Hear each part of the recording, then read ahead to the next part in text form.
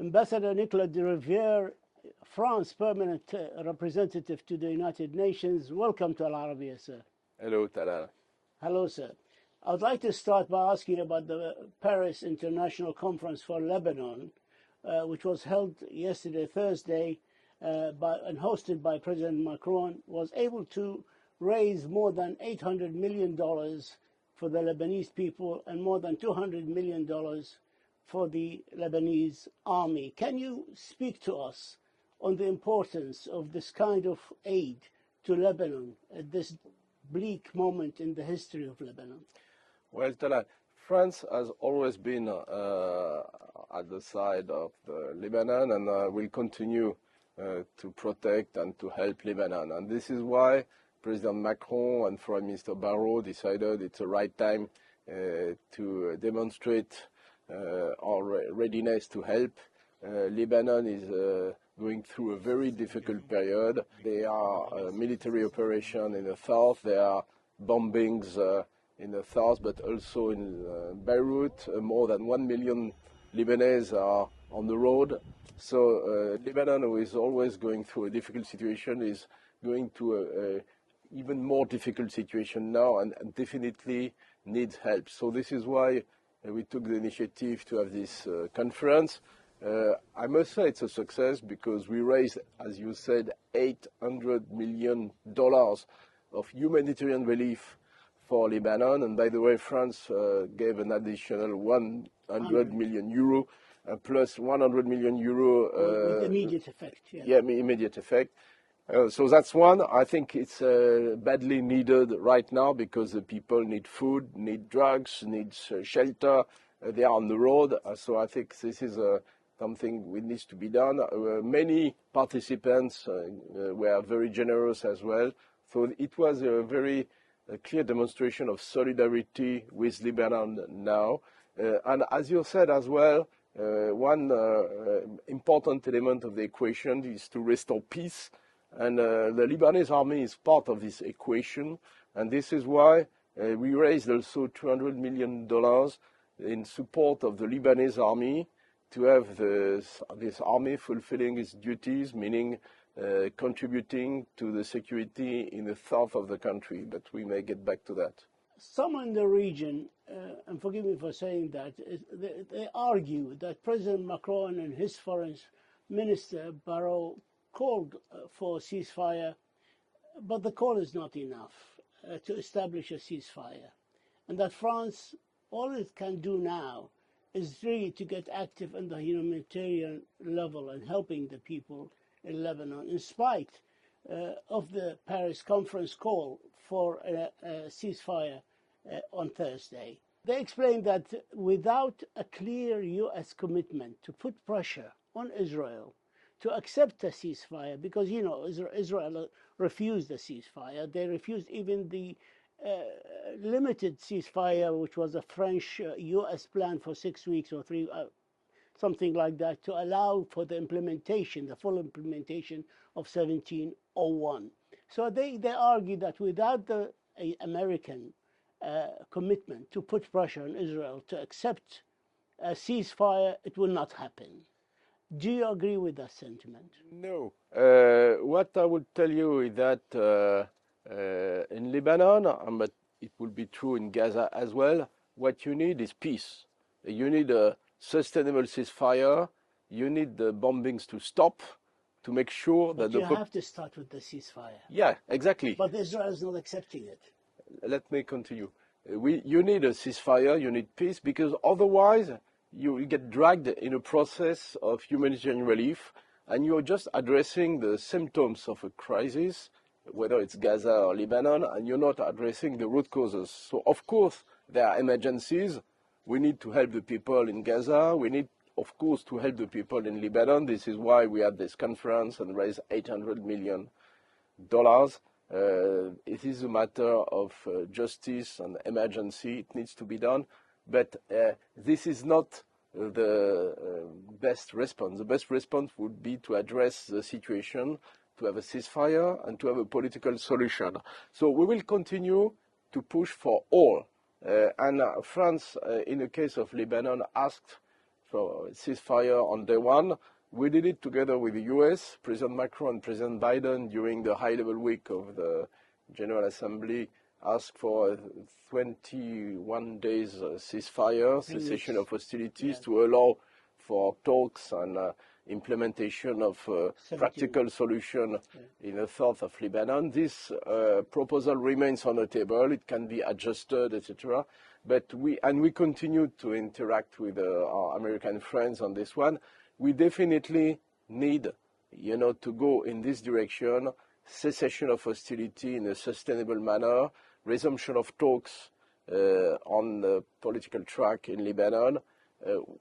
What we need to see is the full implementation of the Resolution 1701, which has been there since 2006, and which, unfortunately, has not been implemented 100%. So we need to implement Resolution 1701 100% to make sure that we address the situation in the south, and it should be the priority.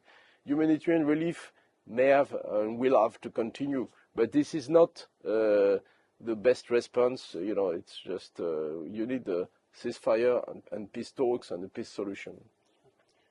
Also, observers are saying in the region that the implementation is asked from the Lebanese only of 1701 in full, while Israel still occupies now Lebanese land.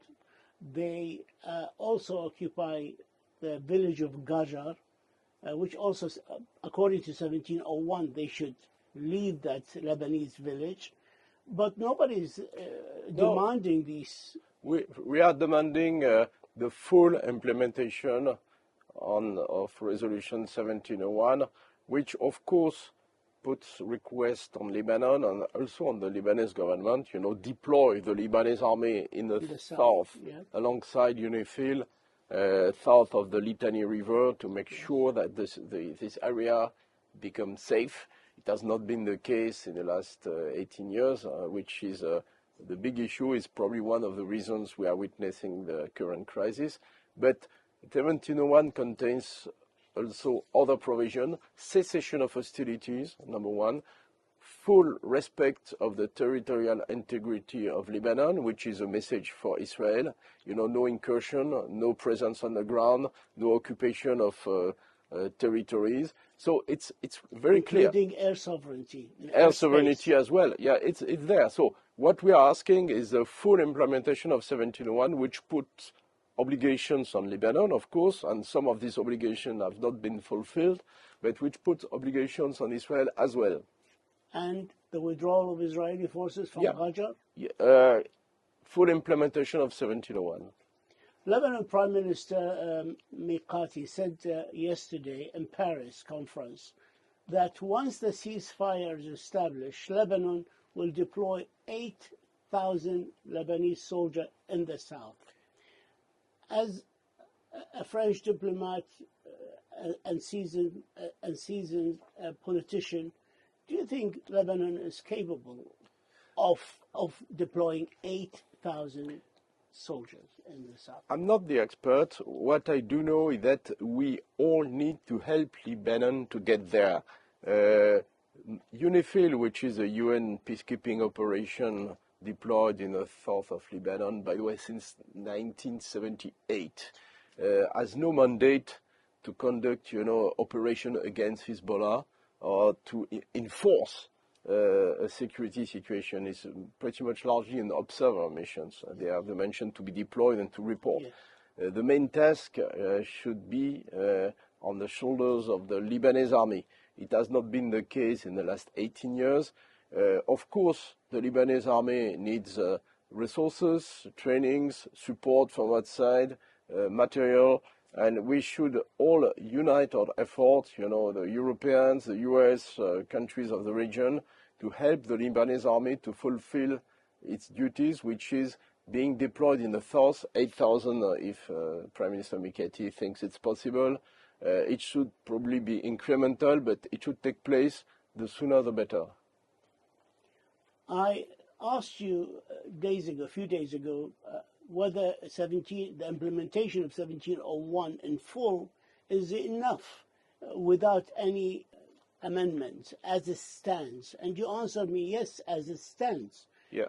However, we hear reports now from Lebanon that the American envoy, Amos Hochstein, has came with a paper from Israel asking for extra demands. And he met with Nabih Berri, the spokesman of the parliament.